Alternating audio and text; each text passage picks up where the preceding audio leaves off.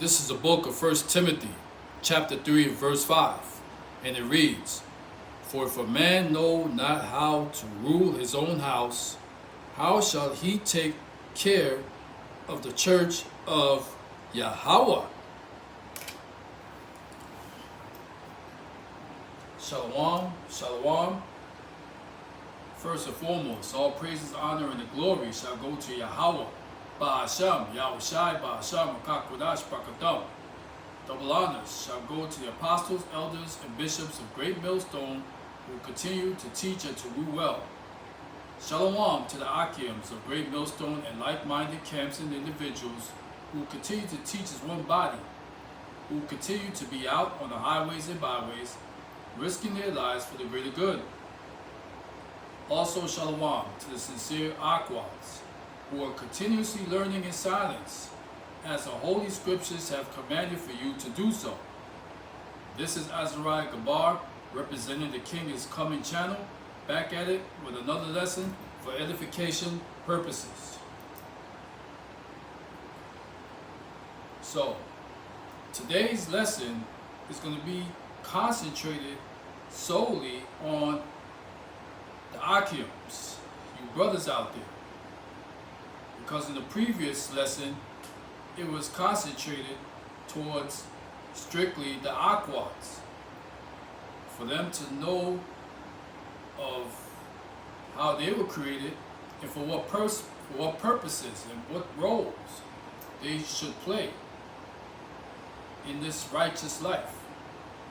So now it's your turn, Aquad, Achims, Salakia, for your Achims. It's your turn now. Because we also have roles that we must play in order to establish a righteous household.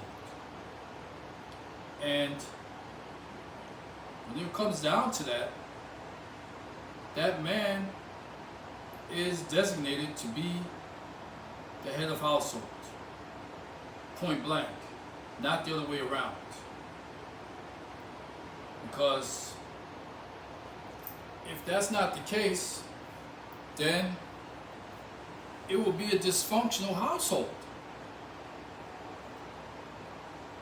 And a prime example of that will be in the book of Ecclesiasticus or Sirach in the Apocrypha, chapter 11 and verse 29, and it reads, Bring not every man into thine house, for the deceitful man had many trains. Okay? So,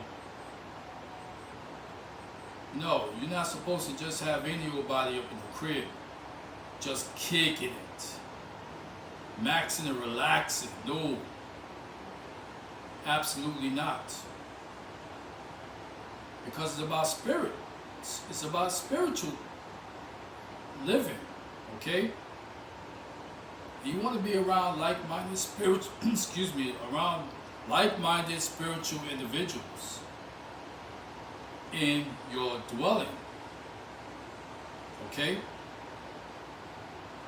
So, this is what you tell your wife in your rib. You tell her the same thing. And your children. If they're not right, they're out of sight in this household, okay? It's just not, they're not coming up in this house. And they're just going to have to deal with it. Because when you get to Deuteronomy 7:26, and it reads, Neither shalt thou bring an abomination into thy house, lest thou be a cursed thing like it, but thou shalt utterly detest it, and thou shalt utterly abhor it or hate it, for it is a cursed thing. And a beautiful example of this scripture, this is a hypothetical scenario. You get a call one day from either your peoples or your rib peoples or your children's peoples, and they talking about, oh, I would like to come over and have a pleasant, delicate meal with you, and I think I'm going to bring a nice big ham, a delicious ham to the house so we can eat peacefully and break bread. No. Hell to the no. You're not bringing no pork into my household, because that's a clear abomination according to the books of Leviticus and Deuteronomy. Abomination, okay? No pork on my fork, you heard? So, your wife has to deal with that, all right? Whether she, excuse me, whether she likes it or not. Because you don't want a brawling woman in your household. And that's a backup scripture according to Proverbs 21:9. And it reads, "It is better to dwell in the corner of the housetop than with a brawling woman in the wide house." You don't want a brawling woman in your house, because that's just going to defeat the purpose. It's going to be counterproductive. All right? Counterproductive. Because according to 1 Corinthians 11:3, it reads, "But I would have you know that the head of every man is Yahweh Shai, and the head of the woman is a man, and the head of Yahweh Shai is Yahweh." So it's a pecking order, plain and simple. Yahweh, Yahweh Shai, man, woman, child. All right? And that's not open or subjected to negotiations.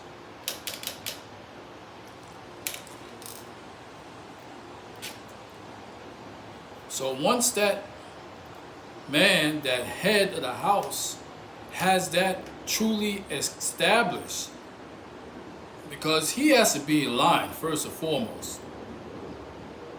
For this to work, the man has to be right first and foremost. Then the woman has to be right. Then the child has to be right.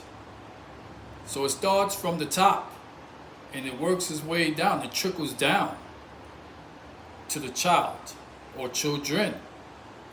If that man is not right and ruling in righteousness, well, then how does he expect his woman or rib to respond and to rule as well over the children? It's not going to happen. And as a result of that, you're going to have a dysfunctional household. All right?